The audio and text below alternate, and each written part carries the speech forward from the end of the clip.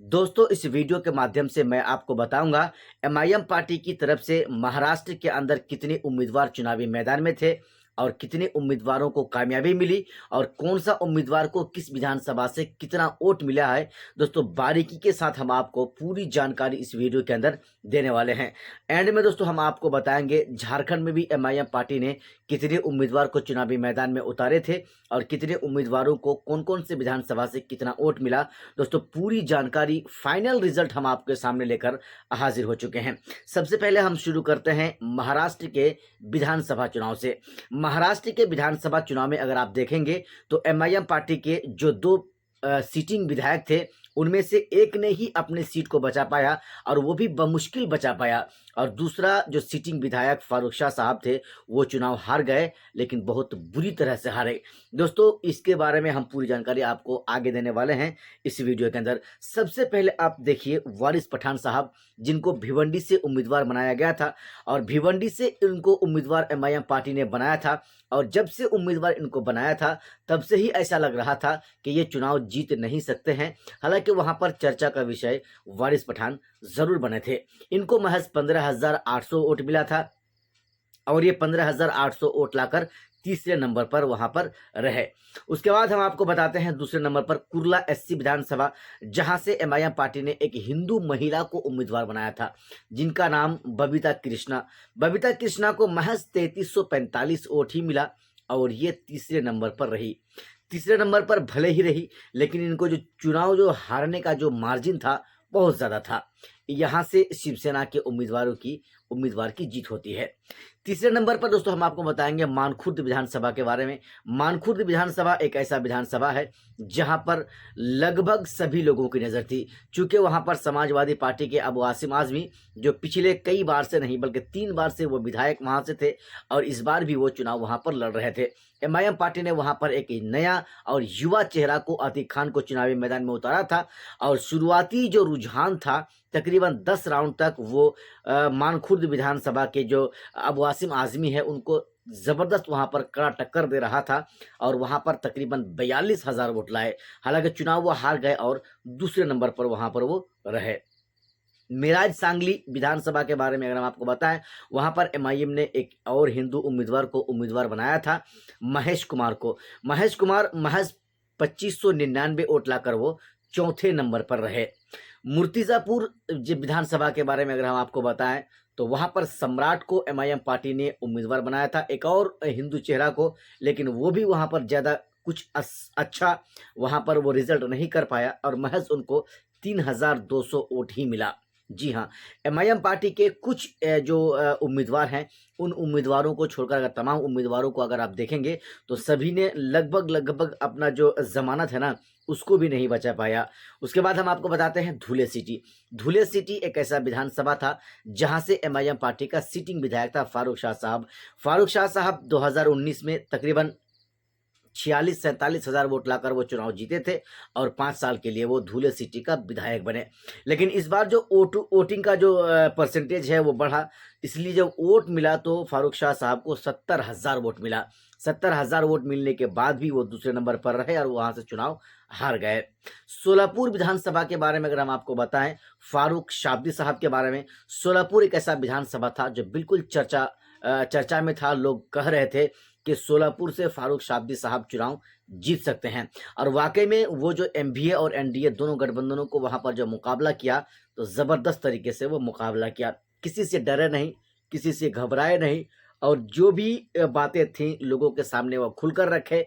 और MIM party का वहां पर ओवैसी साहब का वहां पर प्रोग्राम भी हुआ, पैदल यात्रा भी हुआ, पैदल दौरा भी हुआ, और वहां पर उनको 60,790 वोट भी मिला। जी 60,790 वोट, ये कम वोट नहीं होता है, इनको वहां पर वोट भी मिलता है, लेकिन ये साहब चुनाव हार जाते हैं, दूसरे नंबर पर होते हैं।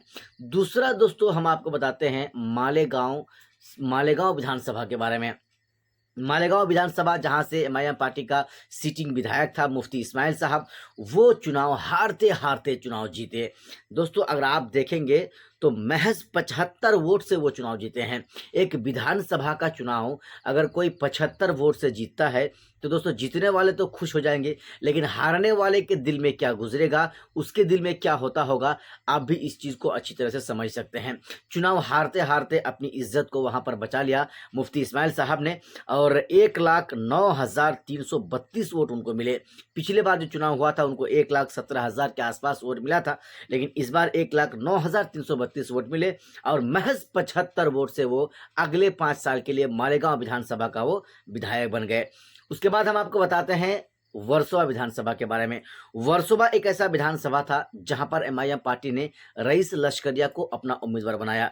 यह सोचकर बनाया कि रईस लश्करिया एक अच्छे इंसान है, लोगों के अंदर उनका चाहत है। उन्होंने देखा, एमआईएम पार्टी वालों ने इन सारी चीज़ों को देखा और रईस लश्करिया को वहां से उम्मीदवार बनाया गया।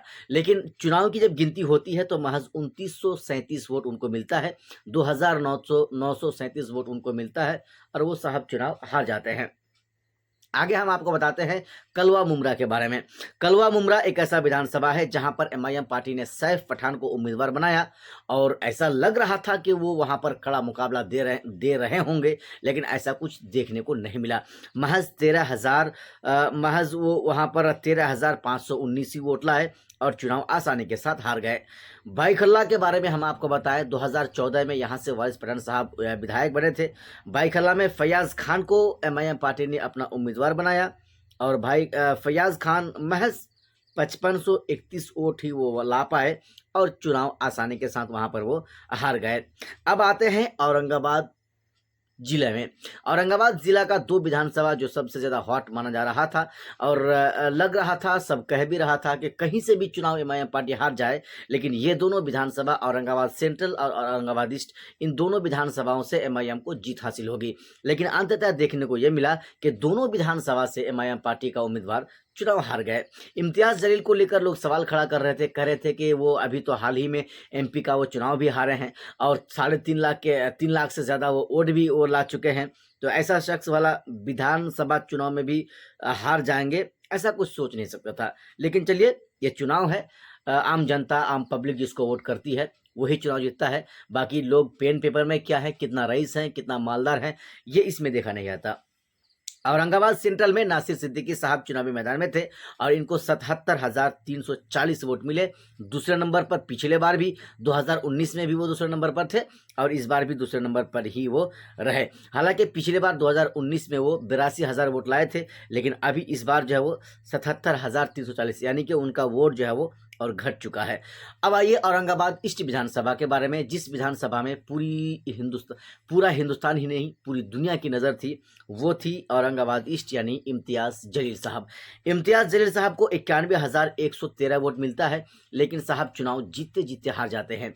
ये साहब शुरू से ही, जब से काउंटिंग शुरू हुआ है तब से ही ये आगे था और एंड वक्त तक जो वो 53 हज़ार वोटों से वो लीड कर रहा था, लेकिन अंत में आने के बाद तकरीबन 3 राउंड की चुनाव की गिनती बाकी थी, उस समय से वो पिछड़ना शुरू किए, तो अंततः वो चुनाव 2100 के आसपास वोटों से हार ही गए। नांदेड़ साउथ विधानसभा के अगर हम आपको बताएं, सैयद मोइनुद्दीन साहब को यहाँ पर टिकट दिया गया था और ये 14,746 वोट लाए, चुनाव हार गए। नागपुर उत्तर के बारे में हम बताएं तो यहाँ पर कृति डोंगरे को यहाँ पर उम्मीदवार बनाया गया था और ये साहब 3186 वोट लाए, चुनाव आसानी के साथ हार गए। अब जरा हम आपको बताते हैं झारखंड के बारे में। झारखंड में भी एमआईएम पार्टी कुछ उम्मीदवार को उतारे थे विधानसभा चुनाव में, उनकी क्या स्थिति थी वो हम आपको बताते हैं। किसी ने भी अपनी जमानत को बचा नहीं पाया। सबसे पहले झारखंड के पाकुड़ विधानसभा से हाजी तनवीर, जो उसके जिलाध्यक्ष भी पाकुड़ जिला के, उनको टिकट दिया गया और वो 1391 वोट महज लेकर आए। महागमा विधानसभा के बारे में भी बताया, कामरान खान को यहाँ से टिकट दिया गया था और 1783 वोट यहाँ पर लाए, चुनाव आसानी के साथ हार गए। रांची विधानसभा से महताब आलम को टिकट दिया गया था और ये महज 934 यानी 1000 भी वोट साहब नहीं ला पाए। जमशेदपुर के बारे में अगर हम आपको बताएं विधानसभा के बारे में, तो राशिद हुसैन को यहाँ से टिकट दिया था और 2764 वो वोट लाए थे। कुल मिलाकर दोस्तों हमने आपको सारे उम्मीदवारों का नाम बताया, सारे उम्मीदवारों का कलेक्ट किया हुआ आपको मैं वोट भी बताया, वोट का जो ये है तादाद है, गिनती है, वो भी मैंने आपको बताया। बाकी आपको हमारा ये वीडियो कैसा लगा, आप हमें हमारे इस वीडियो के नीचे कमेंट बॉक्स में अपनी राय हमें ज़रूर बताएं।